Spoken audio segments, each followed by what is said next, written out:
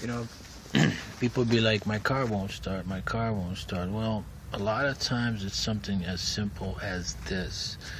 This is what it's supposed to look like, and look at it right now. That right there is some bad corrosion.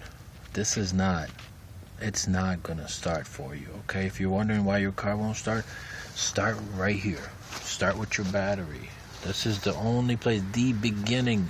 Whatever you do, if your car doesn't start, the first thing you look at is the battery. And it's freezing today. It's snowing. It's cold. I mean, it's like 30 below here, okay?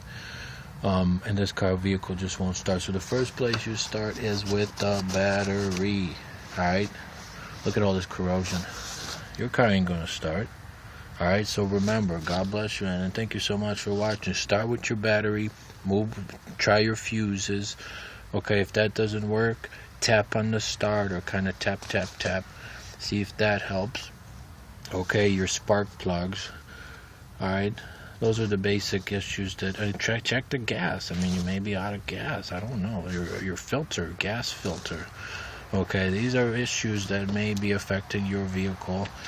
Thank you for watching. Good luck.